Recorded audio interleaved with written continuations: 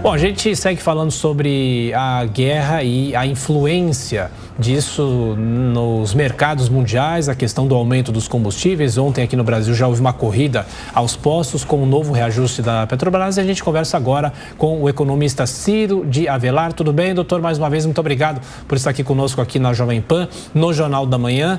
O senhor acredita que a escalada de preços dos combustíveis é muito difícil de se conter nesse momento, apesar de todos esses esforços do governo, e na hora de abastecer o carro, quem paga a conta é o consumidor? Mais um round de discussões em relação a isso, né? Bem-vindo. Bom dia, Tiago. Bom dia, Adriana. Obrigado pelo convite. Bom dia a todos.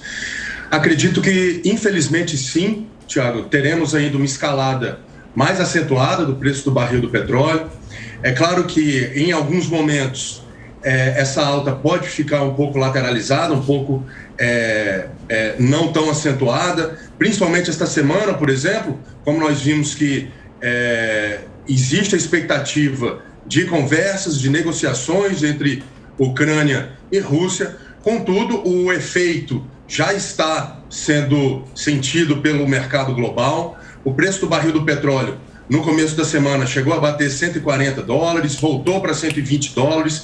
Contudo, a volatilidade do mercado continua muito acentuada em decorrência das incertezas cada vez mais latentes, principalmente com as suspensões de importação de petróleo russo pelos Estados Unidos.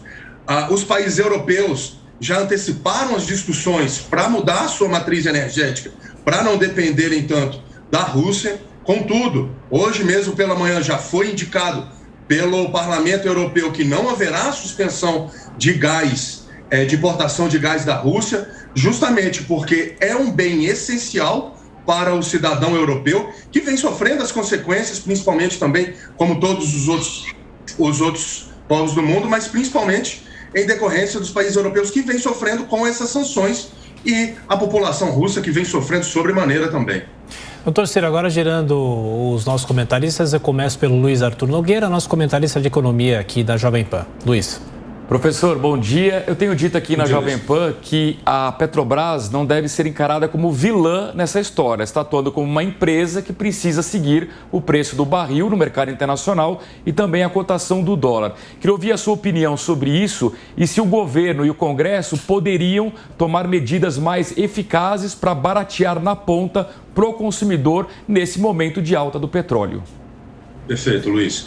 A Petrobras é uma empresa de capital aberto, é uma empresa globalizada, é uma das principais players de petróleo do mundo. Então, a Petrobras, desde 2016, até para equalizar as suas contas, vem utilizando o preço de paridade internacional, justamente porque a gente exporta o petróleo bruto e importa o petróleo refinado. Então, para que as contas e os números e os resultados da Petrobras possam ser positivos, uma vez que ela é uma empresa de capital aberto, é necessário que ela tenha a mesma metodologia de negócio, de importação e exportação, como as demais empresas de petróleo do mundo inteiro. Afinal de contas, ela compete com essas outras grandes empresas, Shell, Exxon. Então, é o formato do negócio que ela participa, que ela se adaptou ao modelo desde 2016 e vem atuando para que possa sanear as suas contas. Eram 160 bilhões aproximadamente, hoje são só 60 bilhões de déficit na Petrobras.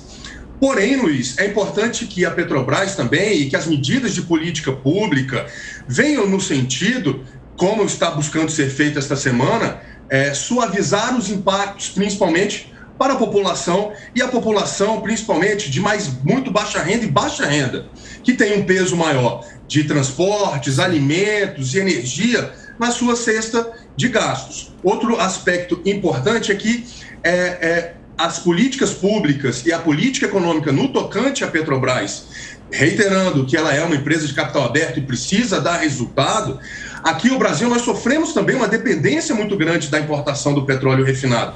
Então, o consumidor final, o preço na bomba e o efeito cascata, que em decorrência de sermos um país prioritariamente rodoviário, isso provoca um efeito dominó e uma pressão de custos na inflação brasileira, que a gente vai sentir, infelizmente, durante muito tempo ainda.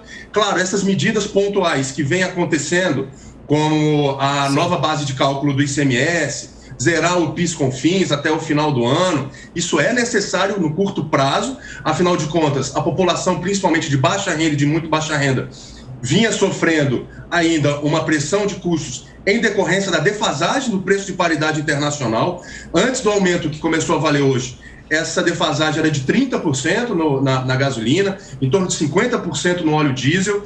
Então, a Petrobras está na função dela de acompanhar esse preço da paridade internacional, porém é necessário que haja um plano de Estado, um plano de políticas públicas que possa também não prejudicar o brasileiro de muito baixa renda e de baixa renda e todos nós que sofremos o impacto de um efeito cascata, de um efeito dominó do preço do barril do petróleo, Sim. que ainda tem muita volatilidade para acontecer, muitas negociações para acontecer, claro, até em decorrência dessa suspensão da exportação de petróleo, dessa importação de petróleo russo pelos Estados Unidos. Isso tudo ainda vai gerar muita volatilidade no mercado global. Doutor Ciro, se puder, a partir de agora, dar umas respostas um pouco mais enxutas para a gente poder girar todos os comentaristas, para todos fazerem perguntas, que o tempo é corrido, por gentileza. Agora a gente segue com você, Amanda Klein. Ciro, bom dia. Eu queria puxar o fio dessa meada justamente para perguntar sobre o impacto na inflação desse aumento dos preços dos combustíveis anunciado ontem pela Petrobras. Já tem gente, economistas, casas prevendo algo em torno de 7,5% esse ano, que é bem acima do teto da meta de 5%. O Boletim Focus já prevê algo na casa de 5,6%. Quer dizer, a gente pode ter uma inflação muito próxima à do ano passado. Qual o impacto disso? Amanda, a partir do momento que em torno de 20% do IPCA é transportes, isso gera um efeito cascata, um efeito dominó em todas as outras cestas, principalmente alimentos no IPCA. Então, a expectativa é que a inflação continue sendo pressionada, a inflação de custos continue sendo pressionada. Particularmente, acredito que a gente vai se aproximar em torno de 8% de inflação no final do ano ainda. E, por outro lado, vai exigir que o Banco Central continue com uma política contracionista, aumentando a taxa Selic para arrefecer a inflação, colocando, claro, em detrimento o crescimento da atividade econômica no Brasil. Zé Maria Trindade. Professor, desde o início da guerra eu percebi que essa nova guerra econômica é a tal granada de efeito retardado, né? Ou seja, é uma guerra poderosa que não produz imediatamente resultados ou consequências, mas ela arrebenta um país. Como é que o senhor vê a projeção, professor, da Rússia enfrentando esta guerra econômica, que para mim é a grande novidade do processo? Concordo com você, a gente tem principalmente um efeito rebote ainda, principalmente nas economias emergentes, como o Brasil, que sofre um efeito mais permanente dessa alta do barril do petróleo, até porque, como eu disse, somos produtores do petróleo bruto, mas importamos o petróleo refinado e, além disso, já vínhamos passando ainda por uma reorganização da cadeia logística, da cadeia de abastecimento. E no momento em que o brasileiro vem adequando a sua capacidade de geração de emprego, renda, a crise e a guerra na Ucrânia e na Rússia vem prejudicar o Brasil num longo prazo, até porque não temos hoje investimento na escala que seria necessário ter para a formação bruta de capital fixo. Apesar do ano passado termos aumentado em torno de 17% o investimento, principalmente no setor produtivo. Então, o que deveríamos buscar era justamente, e aí vem todo o sentido de políticas públicas, mas quem sabe talvez uma política de substituição de importação para que a gente possa gerar um aumento da produtividade, um aumento do consumo e geração de emprego e renda para o brasileiro, diminuindo essa dependência do Brasil de produtos externos, e vale a pena pontuar principalmente a questão do fertilizante. 70% do que o Brasil importa, do que o Brasil consome de fertilizante é importado. 30% vem da Rússia aproximadamente. E somos entre primeiro e segundo produtores das principais commodities. Então, chegou a hora de pensar no Brasil no longo prazo, com um plano de Estado e, certamente, um plano de substituição de importações poderia fazer com que o Brasil, em torno de 8, 12 anos, pudesse formar uma poupança interna e aumentar a capacidade de geração de emprego e renda. Participação aqui na Jovem Pan do economista Ciro de Avelar. Muito obrigado, professor, mais uma vez pela atenção, pelas análises. Um bom fim de semana. Até a próxima. Eu que agradeço a todos. Bom final de semana. Bom fim de semana. Valeu.